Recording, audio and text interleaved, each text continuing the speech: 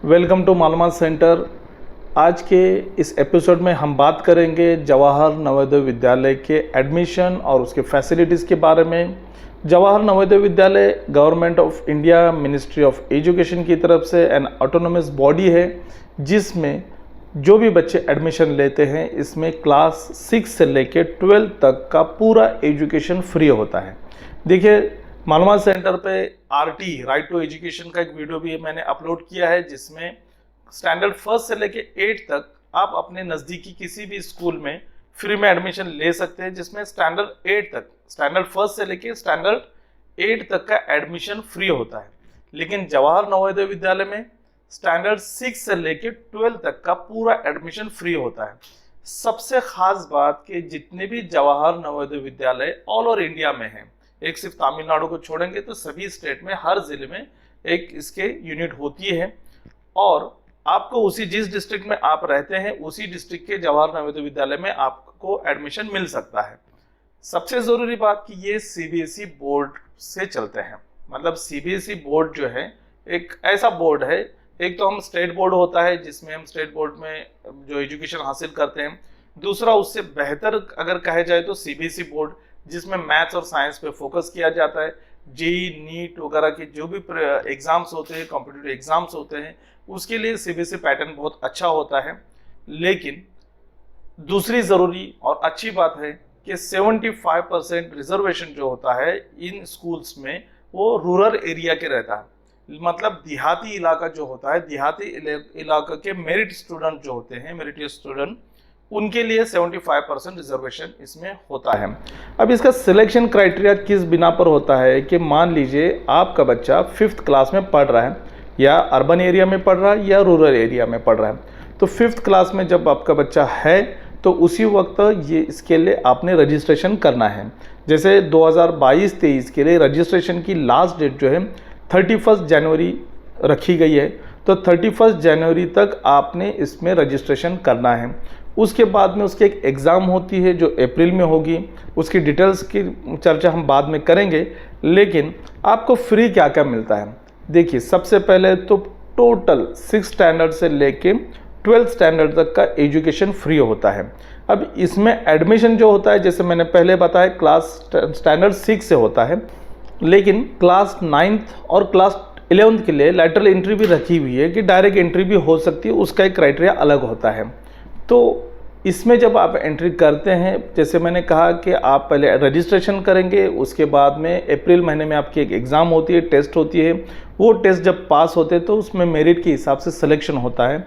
तो इसमें आपका टोटल एजुकेशन फ्री होता है, आपका हॉस्टल मतलब रहना एकोमोडेशन टोटली फ्री होता है, मेस चार्जेस आपको कुछ भी पे नहीं करनी है, वो भी फ्री होता है।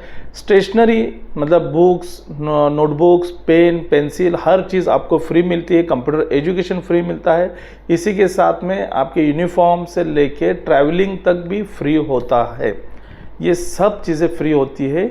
सिर्फ 9th और 10th में मात्र 600 रुपये लिए जाते हैं, वो भी अगर आप SC और ST कैटेगरी से बिलोंग करते तो वो भी आपको नहीं देने, उसके लिए भी आपको कंसेशन दिया जा चुका है।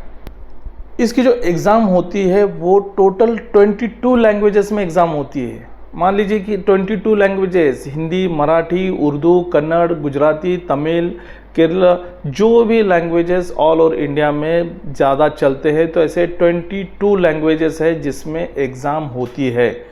मतलब ऐसा नहीं है कि आप सिर्फ मराठी मीडियम में पढ़ रहे हैं तो ही आप एग्ज़ाम दे सकते हैं।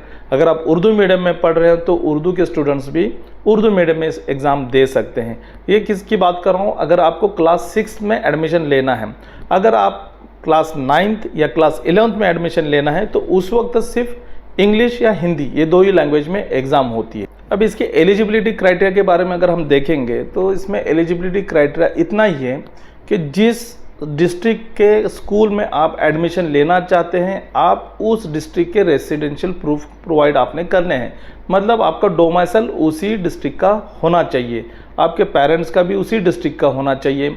सेकंड चीज़, आपने क्लास 5th जो जिसमें आप अभी पढ़ रहे हैं, मतलब क्लास 3rd, क्लास 4th और क्लास 5th, ये एक गवर्नमेंट स्कूल या गवर्नमेंट एडेड रिकॉग्नाइज स्कूल, कोई भी प्राइवेट हो लेकिन गवर्नमेंट रिकॉग्नाइज स्कूल से आपने क्लास 3rd, 4th और 5th पास होना ज़रूरी है और वो उसी डिस्ट्रिक्ट में होना चाहिए जिस डिस्ट्रिक्ट में आप क्लास 3rd 4th और 5th में आपने एजुकेशन लिया है। उसी डिस्ट्रिक्ट के जवाहर नवोदय विद्यालय में आप एडमिशन के लिए अर्जी डाल सकते हैं।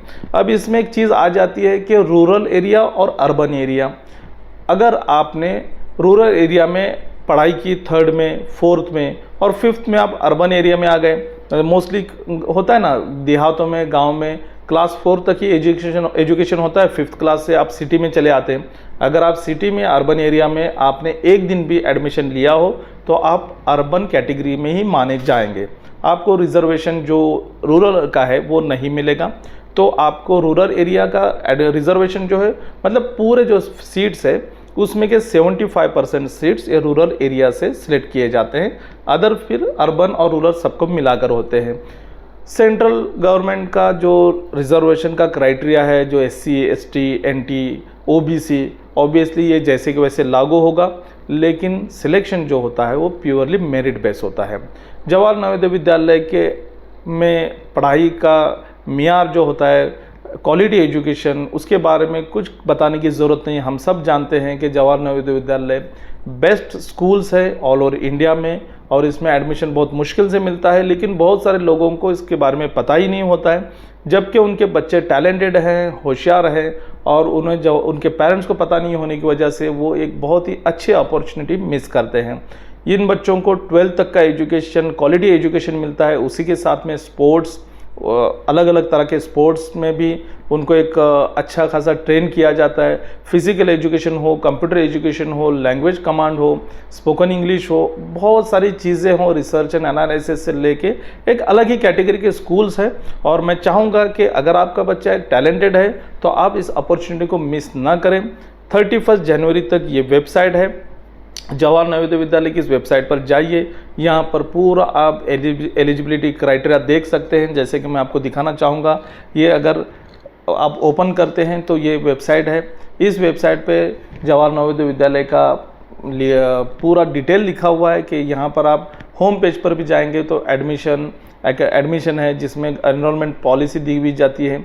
एनरोलमेंट पॉलिसी को जैसे ही आप क्लिक करते हैं तो देखिए यहाँ एलिजिबिलिटी कंडीशंस है जो मैं आपको बताई। ये जो अभी आप जनवरी 31 तक आप अप्लाई करेंगे, रजिस्ट्रेशन करेंगे, तो अप्रैल में आपकी 29 अप्रैल को एग्ज़ाम होगी। तो एग्ज़ाम का सिलेबस क्या होता है, जब आप रजिस्ट्रेशन करेंगे तो रजिस्ट्रेशन के वक्त वो आप अपनी लैंग्वेज सिलेक्ट करेंगे कि आपको किस लैंग्वेज में एग्ज़ाम देनी है, इंग्लिश, मराठी, हिंदी, जो भी लैंग्वेज आप उर्दू में दे सकते हैं, किसी भी जितने भी 22 लैंग्वेजेस दिए गए उसमें आप रजिस्ट्रेशन करा सकते हैं। आपने रजिस्ट्रेशन में मान लीजिए मराठी लिखा या उर्दू लिखा तो आपको उसी के बुक्स आपको लेने हैं और उस बुक्स के थ्रू आपने अप्रैल में पढ़ाई करके एग्ज़ाम देनी है। 2 घंटे का एग्ज़ाम होता है जिसमें 60 मिनट जो है आपके मेंटल एबिलिटी टेस्ट के लिए होते हैं, 30 मिनट्स अरिथमेटिक टेस्ट के लिए होते हैं और 30 मिनट्स लैंग्वेज टेस्ट होते हैं। तो ये 2 घंटे के एग्ज़ाम में जैसे मैंने कहा कि मेंटल एबिलिटी टेस्ट का वेटेज जो है 50% होता है और बाकी दोनों सब्जेक्ट का 25% इस तरह से होता है। तो ये एग्ज़ाम अगर आप पास होते हैं तो मेरिट सिलेक्शन के बुनियाद पर आपको जवाहर नवोदय विद्यालय में एडमिशन मिल जाता है। अब जो आप स्क्रीन पर देख रहे हैं, यहाँ पर आप देख सकते हैं कि कौन से स्टेट में कौन से लैंग्वेजेस में होता है, कि जैसे अंडमान निकोबार से लेकर ऑल ओवर इंडिया के सभी स्टेट यहाँ पर दिए गए हैं। अब जैसे मैं हमेशा महाराष्ट्र का हूँ तो मैं महाराष्ट्र के बारे में बात करूँगा। तो अब जैसे महाराष्ट्र का आप देख सकते हैं कि इंग्लिश, हिंदी, कन्नड़ा, मराठी, उर्दू, तेलुगु, गुजराती, बंगाली सभी लैंग्वेजेस में आप उस एग्ज़ाम को दे सकते हैं। एकेडमिक डिटेल्स जो मैं कह रहा हूँ कि इसमें एकेडमिक फैसिलिटीज़ आपको क्या क्या है, तो आपका education, boarding, lodging, uniform, text book, stationery, जैसे मैंने पेन पेंसिल का, डेली यूज़ के जो आइटम्स होते हैं, bathing soap, washing soap, toothpaste, toothbrush, shoe polish, hair oil, washing and ironing of clothes, sanitary napkins for girls, सब कुछ free होता है। उसी के साथ में ट्रैवल एक्सपेंसेस भी होते हैं अगर वहीं के वहीं अगर उसी विलेज में हो आप तो। और बाकी जैसे मेस एक्सपेंडिचर्स का एक क्राइटेरिया बताया गया है कि पर स्टूडेंट को कितना बेयर करते हैं, 1527 रुपये पर स्टूडेंट फॉर 9 मंथ्स। उसी के साथ में फिर यूनिफॉर्म के चार्जेस दिए गए हैं डेली यूज टॉयलेट आइटम्स जो है तकरीबन पर स्टूडेंट को साल के 1200 रुपये के लगते हैं। अदर एक्सपेंडिचर्स में देखिए मेडिकल एक्सपेंसेस है, स्टेशनरी है, बेडिंग है, डॉक्टर फीस है अगर कहीं कुछ हो जाता है। तो ये सारे जो एक्सपेंसेस हैं ये पूरे एक्सपेंसेस कवर हैं इस बजट में, मतलब सॉरी बजट नहीं कहेंगे कि इस स्कीम में सारे एक्सपेंसेस कवर होते हैं और सब कुछ आपको फ्री ऑफ कॉस्ट मिलता है। अब रहा सवाल सेफ्टी सिक्योरिटी का, जवाहर नवोदय विद्यालय में डिसिप्लिन पूरी तरह से स्ट्रिक्ट होता है। यहाँ पर बिल्कुल भी किसी तरह की रैगिंग नहीं होती। यहाँ पर मेडिकल फैसिलिटीज़ अवेलेबल होते हैं, स्पोर्ट्स की एक्टिविटी बहुत सारे होते हैं, गर्ल्स के लिए भी सिक्योर्ड माहौल होता है, बॉयज़ के लिए भी बहुत कड़क डिसिप्लिन है। और इसी के साथ में बाकी बहुत सारे जो एक आम स्कूल में नहीं होते वो सब जवाहर नवोदय विद्यालय में होता है। लेकिन लैटरल एंट्री जो कहेंगे 9th की भी हो सकती है, 11th की भी हो सकती है। तो जो वेबसाइट है इस वेबसाइट पर आप देखेंगे कि यहाँ पर क्राइटेरिया क्या है। तो एलिजिबिलिटी क्राइटेरिया मैं पहले ही आपको बता चुका हूँ।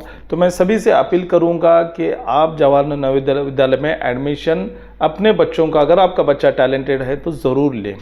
तो मालूमात सेंटर में जवाहर नवोदय विद्यालय के एडमिशन से रिगार्डिंग एक मालूमात थी। ये व्हाट्सअप नंबर है, इस व्हाट्सअप नंबर पर आप कभी भी व्हाट्सअप के ज़रिए अपनी क्वेरीज पूछ सकते हैं। और उसी तरह मालूमात सेंटर की इस चैनल पर इसी तरह के इन्फॉर्मेटिव वीडियोस अपलोड होते रहते हैं, तो आप इसका भी बेनिफिट उठाइए। सब्सक्राइब कीजिए, बेल आइकन को प्रेस कीजिए कि कोई भी अपडेट आपसे मिस ना हो। Thank you.